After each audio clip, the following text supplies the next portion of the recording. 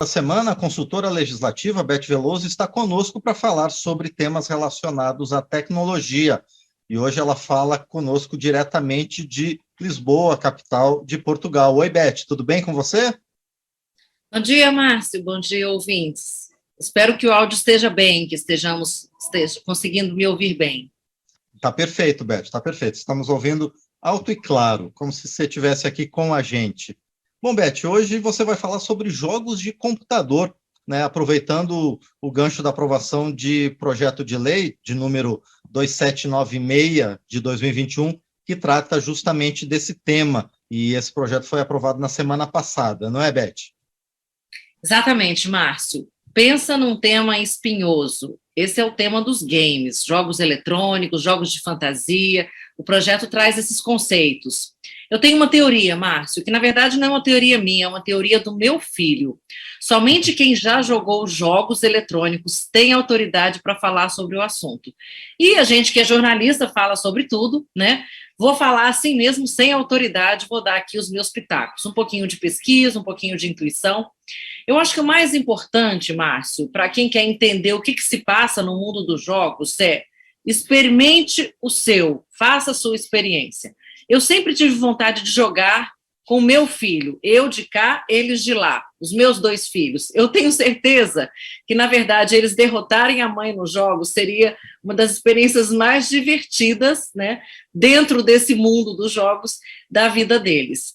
O que os jogos eletrônicos, na verdade, nos ensinam é, número um, eles estão bastante associados à violência. Não consigo quantificar, mas para os pais, de um modo geral, e principalmente na idade mais tenra, é aterrorizante ver aquele tanto de sangue na tela do computador, na telinha. Para os especialistas, na verdade, eles fazem uma leitura que é um pouquinho diferente. Aquilo é um simulacro, é um termo que diz que ele simula uma realidade, mas ele está em outro plano, ele parte de um lugar, que é o lugar do imaginário, da nossa imaginação. Ou seja, não é uma linha direta, ninguém vai sair dando tiros pela rua só porque jogou um game violento, existem muito mais fatores que levam a uma conduta prática de violência. Mas atenção, a literatura confirma que há sim uma relação direta entre jogos violentos, agressividade e violência na vida real.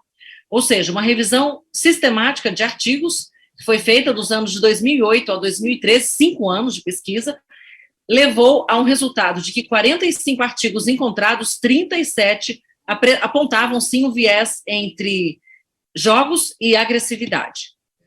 Pois é, Beth. Então, os jogos eles têm efetivamente um efeito psicológico importante sobre crianças e adolescentes, e eles podem impactar o resto das suas vidas? Sim, Márcio, os videojogos, né, os games, eles também, aqueles jogos que a gente usa no console, no iPad, no celular, qualquer outro dispositivo, eles têm sim um sentido de realidade muito forte. Quem não se lembra, Márcio, do chamado jogo da baleia azul? Isso circulou nos grupos de WhatsApp, especialmente de escolas, e aterrorizou uma geração inteira escolar com a incitação dos menores ao suicídio. Os jogos estão a serviço da indústria e do capital e do sistema que está aí. Todo mundo sabe que o Pokémon Go, por exemplo, que é aquele que você sai pela cidade procurando recompensas, encontrando o que está escondido, é como uma caça ao tesouro, ele, na verdade, foi uma ferramenta usada pelo Google para vender anúncios para os seus parceiros comerciais, vazando os dados de navegação do usuário. E a gente acaba permitindo isso quando a gente dá o ok nos termos de uso e consentimento, é só ouvir o programa que a gente já tratou desse tema. Então, eu pergunto, Márcio, se não falta transparência, ética e uma pegada mais educativa nesse mundo dos jogos, que, por sinal, pasmem, é uma indústria muito mais rica e poderosa que a indústria do cinema. Eu fiquei boba, discuti com um amigo, inclusive, da área 14, da área da consultoria, porque eu não acreditava nessa informação.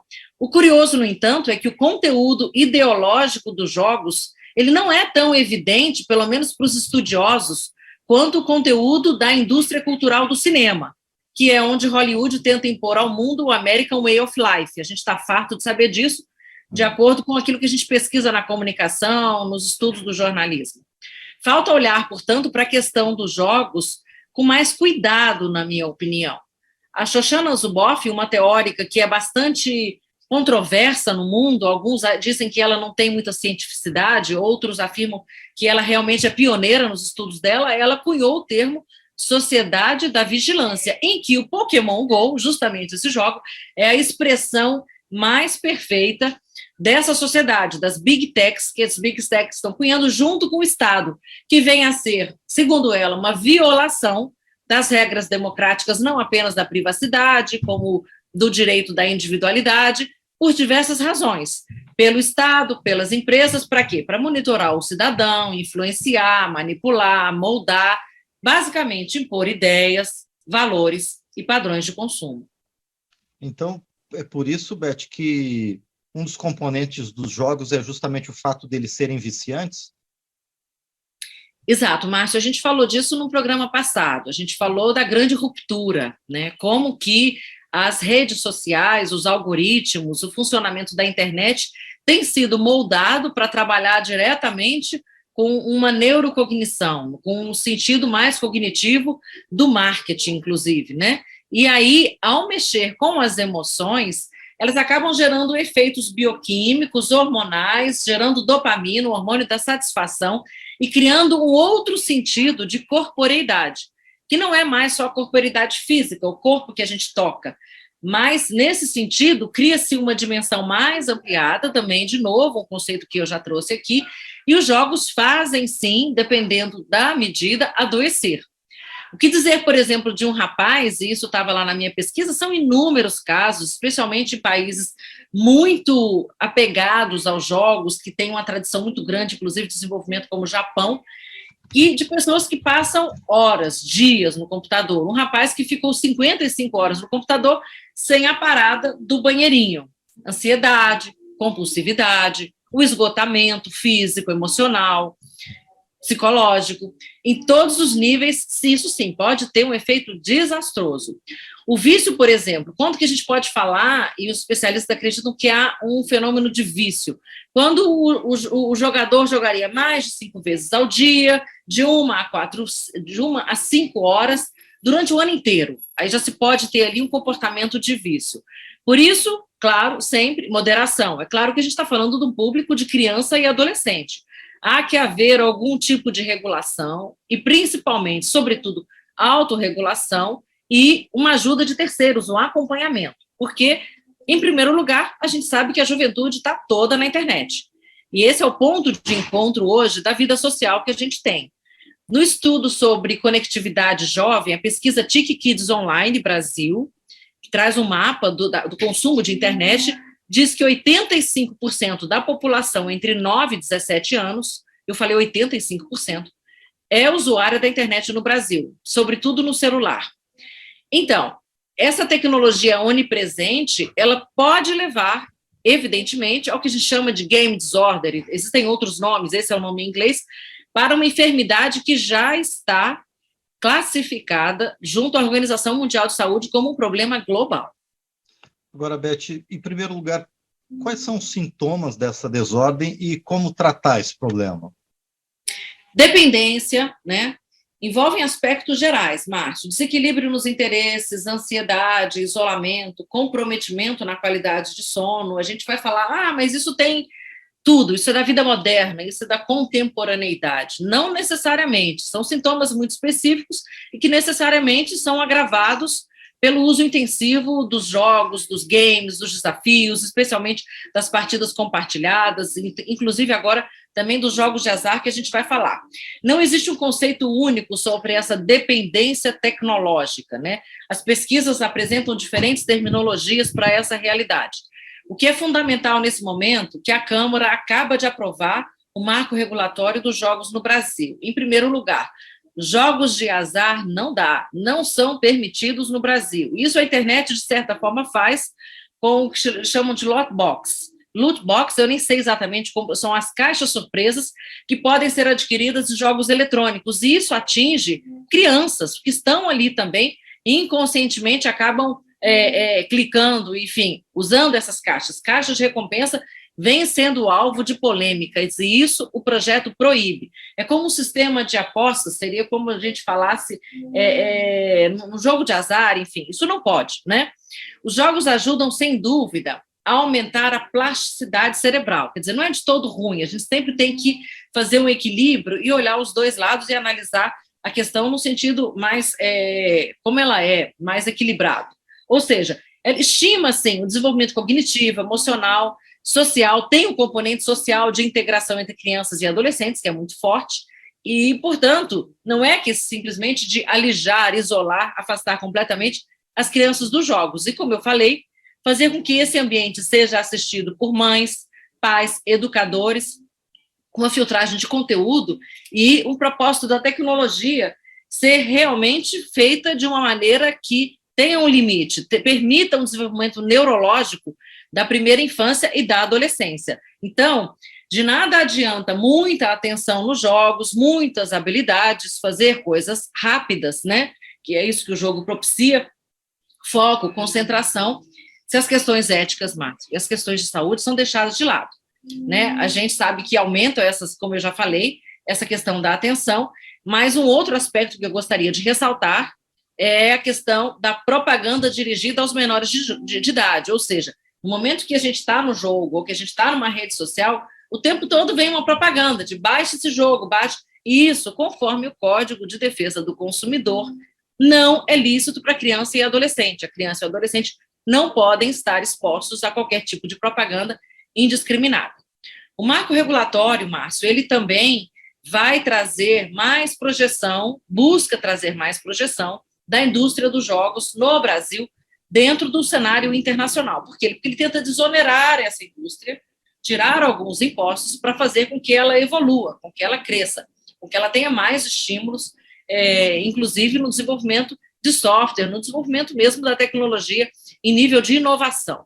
E essa, na verdade, eu acredito, os jogos, eu diria que seriam a grande vocação, a grande pegada, o grande clique, né, do que a gente chamaria de uma política de educação conectada. Seria a perfeita vocação, digamos assim. Por quê? Porque imagina qual é o poder, o potencial de uma aprendizagem de forma lúdica, que é o que os jogos fazem. Quer dizer, isso é uma coisa que não tem preço. Só que, como eu disse lá em cima, o caminho mais curto, eu acredito, para conectar com a juventude e com a infância, sempre foi o caminho da ludicidade, ou seja, os jogos, exatamente isso. E aí vem aquela questão, por que, por exemplo, nós não temos no Brasil, como nós temos em países que vivem uma situação econômico-social análoga à nossa, como a Índia, né, um número muito maior de universidades, de centros técnicos em desenvolvimento de jogos de computador.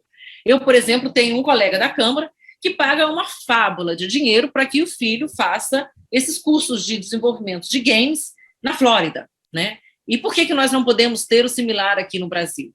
Uma pesquisa mostrou que isso sim é absolutamente importante, isso sim é absolutamente possível, que ganha muito mais quem programa, ainda que seja um jogo muito básico, é como quem desenha quadrinhos, né? Ou quem se dedica a desenhos, quem programa do que quem realmente apenas joga. Além do mais, além de estimular a inteligência, obviamente esse é o mercado do trabalho do futuro, é o passaporte vitalício para o emprego. Infelizmente, com essa promessa de realidade virtual da empresa Meta, o metaverso, aquilo que vai ter todo o mundo virtual com avatares e dentro do computador, a gente de novo vê esse mundo submetido a regras de propaganda, apelo à violência barata, quem vende mais, a concentração da tecnologia, uma tecnologia proprietária, a concentração da inteligência nos países ricos, como eu acabei de falar, de Centro-Norte, a falta de estímulo para que países como Brasil, Índia, países em desenvolvimento, países periféricos, criem a sua linguagem genuína de computador, abandonando o quê? Abandonando o lugar subalterno no mercado consumidor de games, que é um mercado absolutamente bilionário, para um papel de protagonista da própria história. E entra aí um componente cultural absolutamente fundamental da gente falar a nossa própria linguagem, desenvolver a nossa própria origem. Então, a gente está falando, Márcio, de um mercado de 120 bilhões de dólares e aí para cima, né, que emprega milhares de pessoas, que gera inovação, que gera inteligência, que gera conhecimento através de mestrado, doutorado, e a gente precisa, como Brasil, como potência, unir-se aos bons.